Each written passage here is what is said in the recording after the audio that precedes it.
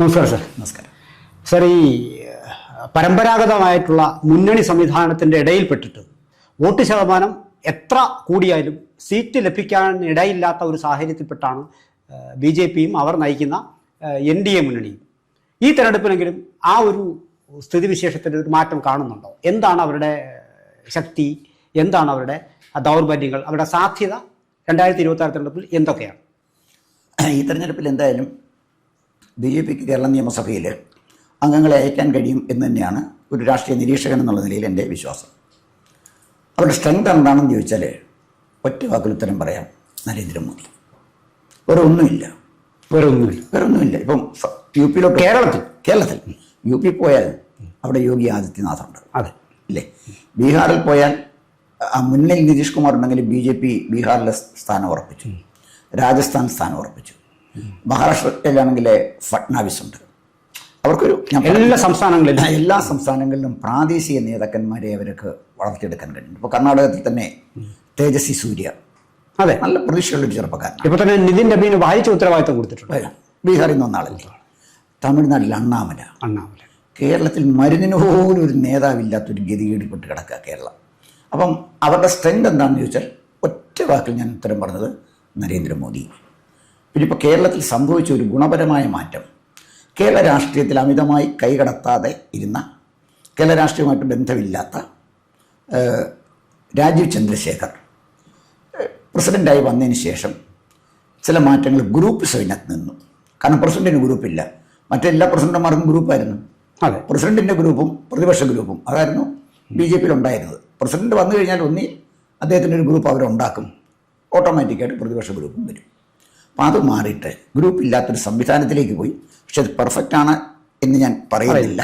അതിനകത്ത് ചില പ്രശ്നങ്ങളുണ്ട്, അതവിടെ നിൽക്കട്ടെ, അതിലേക്ക് ഇപ്പം ഞാൻ കടക്കുന്നില്ല. ഇപ്പോൾ സ്ട്രെങ്ത് എന്താ പറഞ്ഞാലും ഒറ്റ വാക്കിൽ പറഞ്ഞാൽ നരേന്ദ്രമോദി തന്നെ. മോദി എഫക്റ്റാണ് ആകെപ്പാടെ. അതെ അതെ അതെ അതെ അല്ലെ, ഇതിനകത്ത് നമുക്കൂടെ 8 നേതാക്കന്മാരെ പറയാൻ 8 നേതാക്കളെ നമുക്ക് പറയാൻ പറ്റും BJPക്കകത്ത്. പക്ഷേ 8 ദിക്കുകളിലേക്ക് നോക്കി നിൽക്കുന്ന നേതാക്കളാണ്. പിന്നെ സ്വാധീനം ചെലുത്താൻ കഴിയുന്ന ഘടക കക്ഷികൾ അതും അവർക്ക് ഇല്ല. പിന്നെ എന്താണ് അവർക്ക് അവരുടേത് എന്ന് പറയുന്ന നേട്ടമായി പറയാൻ കഴിയുന്നത്? അല്ല, അവരുടെ നേട്ടമൊന്നുമില്ല, അവരുടെ വീക്ക്നെസ്സിലേക്കാണ് ഇനി പോകുന്നത്. എന്താണ് അവരുടെ നേട്ടങ്ങളായി എടുത്തു നിർത്തി കാണാൻ തൽക്കാലം മറ്റ് മുന്നണികളെ കമ്പയർ ചെയ്യുമ്പോൾ ഒന്നുമില്ല സാറേ. ഞാൻ ഇപ്പോൾ ഉദാഹരണത്തിന് പറയാം. ബാലകൃഷ്ണപിള്ള ഗ്രൂപ്പ് കേരള കോൺഗ്രസിന് ഒരു നേതാവേ ഉള്ളൂ, R ബാലകൃഷ്ണപിള്ള. അദ്ദേഹത്തിൻ്റെ മണ്ഡലത്തിൽ ജയിക്കാൻ പറ്റുന്നില്ലേ? ഇപ്പം ഗണേഷ് കുമാറിന് ജയിക്കാൻ പറ്റുന്നില്ലേ? വേറെ പാർട്ടിയില്ല, പക്ഷെ ഒരു മണ്ഡലത്തിൽ ജയിക്കാൻ പറ്റുന്നില്ല. ഒരു മണ്ഡലത്തിൽ കേരളത്തിൽ ജയിക്കാൻ പ്രയാസമാണ് സാറേ. എന്നാലോചിച്ച് നോക്കണ്ടേ? TM ജേക്കബിൻ്റെ മകന് മുന്നണിയുടെയൊക്കെ പിന്തുണയുണ്ടെങ്കിലും അങ്ങേർക്ക് ആ മണ്ഡലത്തിലെങ്കിലും സ്വാധീനമില്ലേ? ഇത് ഒരിടത്ത് ഒരു മണ്ഡലത്തിൽ ഒരു സ്വാധീനവും ആർക്കും ഇല്ലാത്തൊരു സ്ഥിതിയല്ലേ BJPക്കുള്ളത്. വേണ്ട, ഏതെങ്കിലും ഒരു മണ്ഡലത്തിൽ നല്ലൊരു നേതാവിനെ അവർ വളർത്തിയെടുത്തിരുന്നുവെങ്കിൽ ആ മണ്ഡലം അയക്ക് കൊടുക്കാമായിരുന്നു. ഇത് ഈ പിന്നെ പഴയ കാലത്ത് സൈക്കിൾ യജ്ഞക്കാർ ഓരോ ഗ്രാമത്തിൽ മാറിപ്പോകും.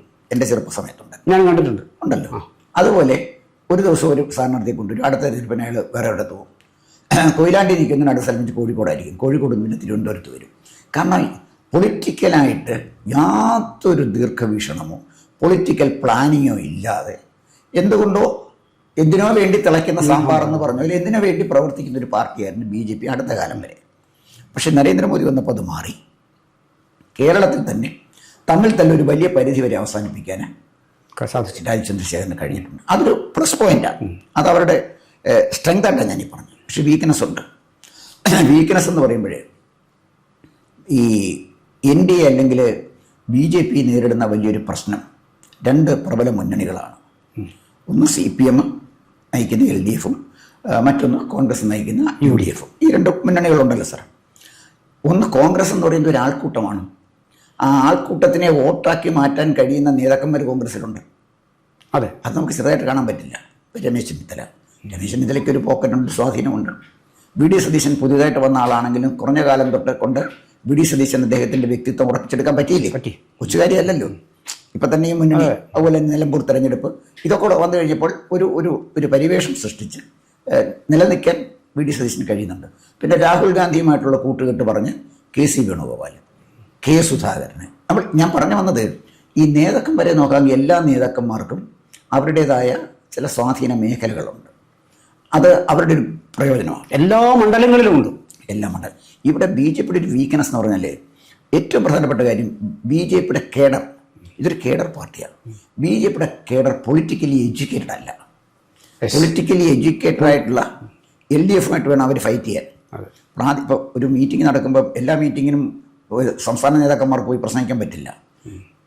കോർണർ മീറ്റിംഗ് നടന്ന പ്രാദേശിക നേതാക്കന്മാരാണ്. അപ്പോൾ കോർണർ മീറ്റിങ്ങിൽ ജനങ്ങളോട് സംവദിക്കാൻ കഴിയുന്ന പ്രാദേശിക നേതാക്കന്മാർ BJP-യിൽ ഇല്ല. അത് അത്രയ്ക്കും ട്രെയിൻഡ് അല്ല. പക്ഷേ കേരളത്തിന് പുറത്ത് അങ്ങനെയല്ല സ്ഥിതി.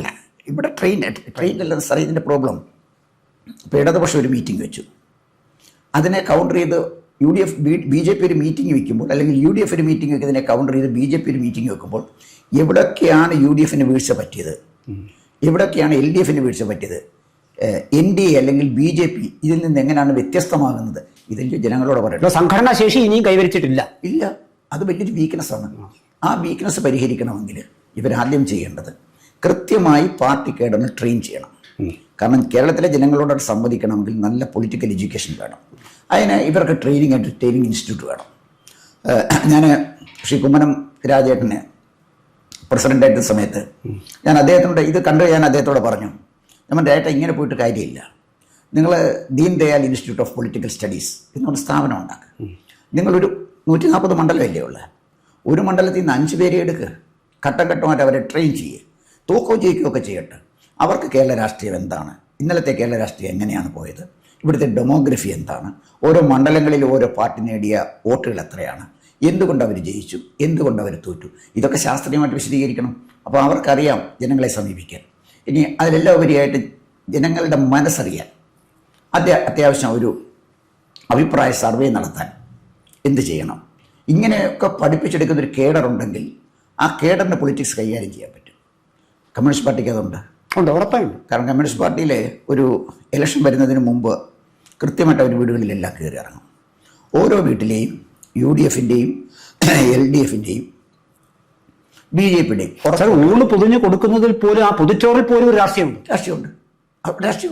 അപ്പോൾ അവർ 3-4 തരത്തിലാണ് ഒരു വോട്ടറെ വിലയിരുത്തുന്നത്.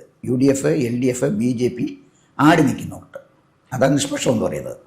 നിഷ്പക്ഷമായ വോട്ട് എത്ര നമുക്ക് ഇങ്ങോട്ട് കിട്ടും, LDF-ന് എത്ര നഷ്ടപ്പെടും, UDF-ന് എത്ര ഇങ്ങോട്ട് കിട്ടും, ഇതൊക്കെ ആ പ്രദേശത്തെ ആ ബൂത്തിൽ താമസിക്കുന്ന ആളുകൾക്കറിയാം. ബൂത്ത് കമ്മിറ്റികൾ BJP-ക്ക് നിർജ്ജീവമാണ്. ബൂത്ത് കമ്മിറ്റിയിൽ ഇരിക്കുന്നവർക്ക് ഇതിനെക്കുറിച്ചൊന്നും ഒരു ബോധവുമില്ല, അവർക്കൊന്നും അറിയില്ല. ഇപ്പം ഞാൻ താമസിക്കുന്ന വാർഡിൽ കോന്നി പഞ്ചായത്തിൽ അവിടെ ആ ബൂത്തിൽ CPM-ൻ്റെ സ്ഥാനാർത്ഥിയാണ് ജയിച്ചത്. പക്ഷെ BJP-ക്ക് ജയസാധ്യതയുള്ളൊരു വാർഡായിരുന്നു അത്. പക്ഷെ അവർക്ക് ആരോട് എങ്ങനെ സംവദിക്കണം, എങ്ങനെ വോട്ട് പിടിക്കണമെന്ന് അറിയില്ല.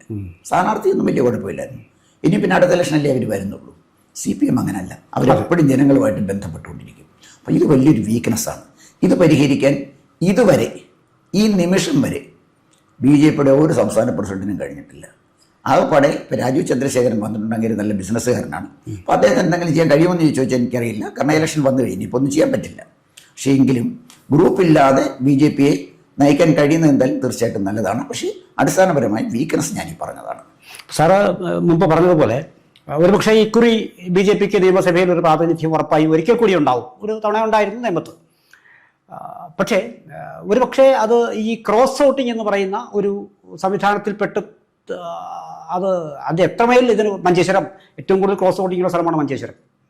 പലകുറി നമ്മളത് സാക്ഷ്യം വഹിച്ചിട്ടുള്ളതാണ്. ഇനി ഒരുപക്ഷെ നിയമത്ത് പോലും വാശി പിടിച്ചാൽ അത് എടുക്കാനുള്ള കപ്പാസിറ്റി CPM-നുണ്ട്. അപ്പം അങ്ങനെയെങ്കിൽ ഈ നമ്മൾ പ്രതീക്ഷിക്കുന്ന, അതായത് നമ്മളെന്ന് ഉദ്ദേശിച്ചത് പിന്നെ അവർ പ്രതീക്ഷിക്കുന്ന ഒരു സംവിധാനത്തിൽ കൂടി കടന്നു കയറാൻ ഒരുപക്ഷെ ഇത്തവണ സാധിക്കാതിരിക്കാനുള്ള സാധ്യതയില്ലേ? സാറേ, BJP-ക്ക് വലിയൊരു ഓപ്പർച്യൂണിറ്റി പ്രാവശ്യമുണ്ട്, ഈ തെരഞ്ഞെടുപ്പിലുണ്ട്. ആ ഓപ്പർച്യൂണിറ്റി എന്ന് പറഞ്ഞാൽ CPM തകർച്ചയുടെ പാതയിലാണ്. ദൈവം വിചാരിച്ചാൽ ഇനി CPM-നെ രക്ഷിക്കാൻ കഴിയുള്ളൂ. അത് സത്യസന്ധമായ കാര്യം. കാരണം ബംഗാളിൽ തകർന്നില്ലേ, ത്രിപുരയിൽ തകർന്നില്ലേ, കേരളത്തിലും തകർന്നേ തകരും. അപ്പോൾ ആ തകർച്ചയുടെ പാതയിലാണ് CPM. UDF-നാകട്ടെ കോൺഗ്രസിനാകട്ടെ ജനങ്ങളിലേക്ക് ഇറങ്ങിച്ചെല്ലാൻ അവർക്കിന്നും കഴിഞ്ഞിട്ടില്ല. ഇപ്പോൾ കോൺഗ്രസിൻ്റെ ഇപ്പോഴത്തെ ശക്തി എന്താണ്?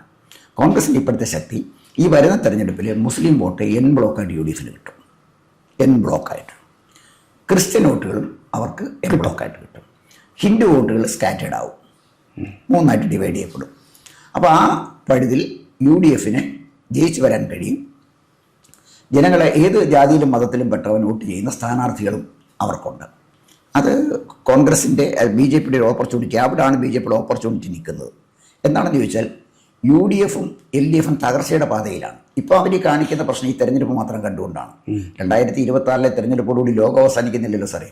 അത് കഴിഞ്ഞാണ് BJPയുടെ കാലം തുടങ്ങുന്നത്. 2026 കഴിഞ്ഞേ BJPക്ക് ഇവിടെ കാലം തുടങ്ങത്തുള്ളൂ.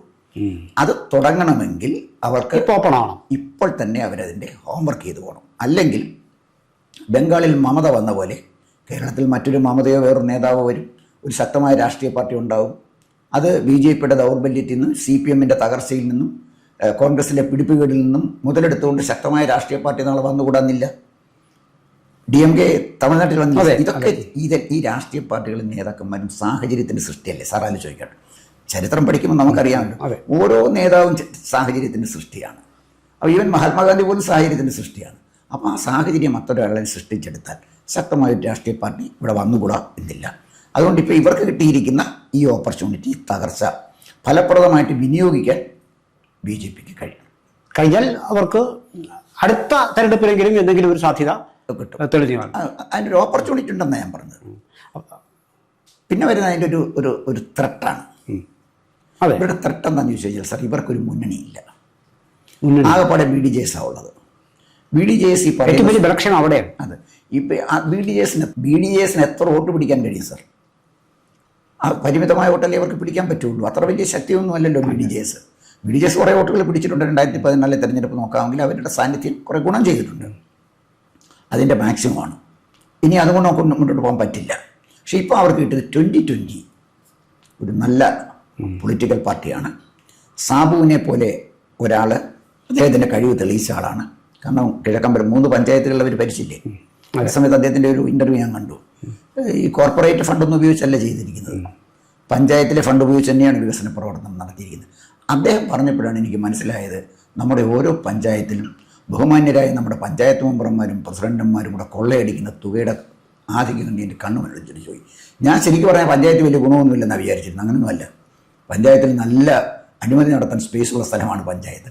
അത് സാബു പറഞ്ഞപ്പോഴാണ് അത് മനസ്സിലാക്കിയത്. അപ്പോൾ ആ പണം ചെലവഴിക്കുന്ന കാര്യത്തിൽ സാബു സ്വീകരിച്ച സമീപനം, അദ്ദേഹം കൊണ്ടുവന്ന പഞ്ചായത്ത് ഭരണാധികാരികൾ അഴിമതി കാണിക്കാതെ ഭരണം നടത്തുന്നത്, അവിടെ നടത്തിയ വികസന പ്രവർത്തനങ്ങളൊക്കെ ഏത് പഞ്ചായത്തിലും ചെയ്യാം. അപ്പോൾ ശരിക്കും BJP ചെയ്യേണ്ടത് സാബുവിൻ്റെ ഗ്രാമപഞ്ചായത്ത് ഭരണം ഒരു മോഡലാക്കി എടുക്കാമെങ്കിൽ 30 ഗ്രാമപഞ്ചായത്തുകൾ അവർക്ക് നല്ല ഭരണം കൊണ്ടുവരാൻ പറ്റും. അതുവഴി ആൾക്കാരിലേക്ക് ഇറങ്ങാം. 30 ഗ്രാമപഞ്ചായത്തുകളിൽ നല്ല ഭരണം അവർക്ക് കൊണ്ടുവരാൻ കഴിഞ്ഞാൽ പിന്നെ അവർക്ക് അടുത്ത 60-100 പഞ്ചായത്തുകൾ പിടിച്ചുകൂടെ? ഉദാഹരണത്തിന് ഇപ്പം പത്തനംതിട്ട ജില്ലയിൽ കുളനട ബ്ലോക്ക് പഞ്ചായത്തും പന്തളം ഗ്രാമപഞ്ചായത്തും പന്തളം മുനിസിപ്പാലിറ്റി BJP ആണ് ഭരിച്ചുകൊണ്ടിരുന്നത്. അപ്പോൾ അവിടെ ഒരു പ്രാദേശിക നേതാവുണ്ട്. അദ്ദേഹത്തിൻ്റെ ഏറ്റവും വലിയ പ്ലസ് പോയിൻ്റ്, അദ്ദേഹത്തിനെ ഫോൺ വിളിച്ചാൽ എടുക്കുകയില്ല. ആര് ഫോൺ വിളിച്ചാലും അദ്ദേഹം എടുക്കത്തില്ല. അദ്ദേഹം ഭയങ്കര തിരക്കില്ല. നരേന്ദ്രമോദിയെ കെട്ടി തിരക്കാം. അപ്പം ഇപ്പോൾ ഒന്നാണ്ട് സംഭവിച്ചെന്ന് 8 നിലയിൽ അവിടെ തോറ്റു, തുന്നം പാടിപ്പോയി. ഇനി നേതാവിനെ ആരും ഫോൺ ചെയ്യത്തില്ലല്ലോ. ഇതെല്ലാ നേതാക്കന്മാരും മനസ്സിലാക്കേണ്ടത്, അഹങ്കരിക്കുകയും ധാർഷ്ട്യം കാണിക്കുകയും ചെയ്യുന്നവനൊക്കെ തോറ്റ് തുന്നം പാടിക്കഴിയുമ്പോൾ ഫോൺ എടുക്കും. പിന്നെ ഫോൺ വിളിക്കാൻ ആളില്ലാതെ വരും. അതുകൊണ്ട് ഫോൺ എടുക്കാത്ത ഈ BJP നേതാക്കന്മാർ പഠിക്കേണ്ട ഒരു പാഠം, നിങ്ങൾ ശക്തരായിട്ട് നിൽക്കുന്നത് വ്യക്തിപരമായി ഒരു കാര്യവും സാധിക്കാനില്ലാത്ത സാധാരണക്കാരുടെ വോട്ടിൻ്റെ ബലത്താണ്. അവരോട് ഫോൺ ചെയ്യുമ്പോൾ ഫോൺ എടുക്കുക, അവരോട് മാന്യമായി പെരുമാറുക, അവരോട് സഹകരിക്കുക, അവരുടെ പ്രശ്നങ്ങളിൽ ഇടപെടുക. ഇതൊന്നും ചെയ്തില്ലെങ്കിൽ ഇത് പിടിച്ച് നിൽക്കത്തില്ല. അപ്പം ഞാൻ പറഞ്ഞു വന്നത്, ഇത് വലിയൊരു ത്രെട്ടാണ് ഈ പാർട്ടിക്ക്. പാർട്ടി വളർത്തിക്കൊണ്ടുവന്ന പല നേതാക്കന്മാർക്കും ബഹുജനവുമായിട്ടൊരു ബന്ധമില്ല. അവരേതെങ്കിലും ഒരു കേഡറിൽ നിന്ന് വന്നായിരിക്കും. കേഡറിൽ വന്നാന്നോ ഇല്ലെന്നാണോ നമ്മുടെ പ്രശ്നം. ഇതേ പ്രശ്നം തന്നെയാണ് CPMന് ബംഗാളിൽ പറ്റിയത്. അപ്പോൾ അതുകൊണ്ട് ഇവരുടെ ത്രെട്ട് എന്താണെന്ന് ചോദിച്ചു കഴിഞ്ഞാൽ, ഈ ത്രെട്ട് ഇത് ഈ പ്രാദേശികമായി അവർക്കുള്ള ഘടകകക്ഷികൾ, അതിൻ്റെ ഒരു കുറവ് വലിയ പ്രശ്നമാണ്. 1-2 ഘടകകക്ഷികളെ ഇവിടെ കൂട്ടുപിടിച്ചാൽ മാറ്റമുണ്ടാക്കാം. എൻ്റെ വിശ്വാസം എറണാകുളം ജില്ലയിലെ സാബുവുമായിട്ടുള്ള ഐക്യം ഡെഫിനറ്റായിട്ട് ഗുണകരമായി മാറും. അതിന് സംശയിക്കേണ്ട. കാരണം സാബുവിന് രാഷ്ട്രീയം അറിയാമല്ലോ.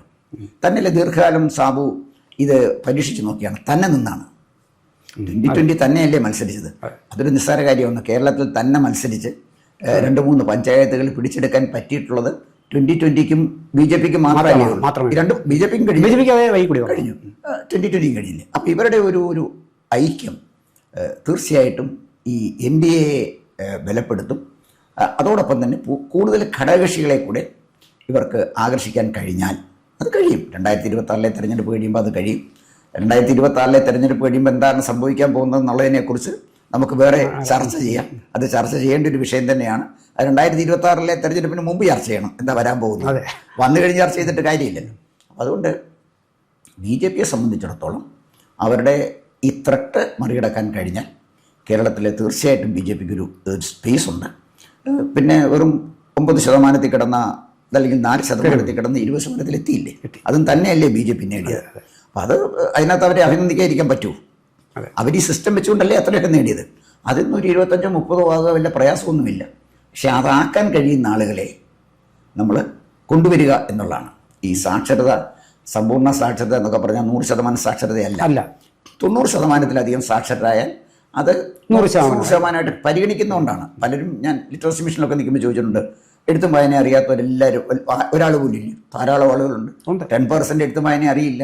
പക്ഷേ 90% കൂടുതലൊരു കാര്യം അച്ചീവ് ചെയ്താൽ അത് 100%-ആയിട്ട് കണക്കാക്കാമെന്നുള്ളത് ഐക്യരാഷ്ട്ര സംഘടനയുടെ ഒരു യാഡ്സ്റ്റിക്കാണ്. അതിനകത്ത് പറയുന്ന കാര്യം. അതുപോലെ BJPയെ സംബന്ധിച്ചിടത്തോളം 20 ആയി, അതിൻ്റെ മാക്സിമം. ഇപ്പോഴത്തെ സിസ്റ്റത്തിൽ അതിൻ്റെ മാക്സിമം അത് 30 ആക്കാൻ ഒരു പ്രയാസവും ഇല്ല. അതിനനുസരിച്ചുള്ള പൊളിറ്റിക്കൽ സ്ട്രാറ്റജി അവർ സ്വീകരിച്ചാൽ തീർച്ചയായിട്ടും BJPക്ക് കേരളം ഭരിക്കാൻ പറ്റും. എനിക്ക് സംശയമൊന്നുമില്ല. 2026 കഴിയുമ്പോൾ ഭാരതീയ ജനതാ പാർട്ടി കേരളം ഭരിക്കും. അതായത് സാറ് പറഞ്ഞു വരുന്നത് രാഷ്ട്രീയമായി പൂർണ്ണ വളർച്ച എത്തിയിട്ടില്ലാത്ത BJP ഈ പൂർണ്ണ വളർച്ച എത്തി അത് ഏതാണ്ട് മരടിക്കുന്ന അവസ്ഥയിലെത്തിയിരിക്കുന്ന 2 മുന്നണികളും, ഇവയ്ക്കിടയിലൂടെയാണ് ഇവരുടെ കടന്നുകയറ്റം. കാത്തിരുന്ന് കാണാം. കൂടുതൽ വാർത്തകളും വിശേഷങ്ങളും നേരിട്ട് ലഭിക്കാൻ ജനങ്ങളിൽ നിന്ന് ജനങ്ങളിലേക്ക് ജനഭൂമി ന്യൂസ് സബ്സ്ക്രൈബ് ചെയ്യൂ. ബെൽ ബട്ടൺ അമർത്താനും മറക്കരുത്.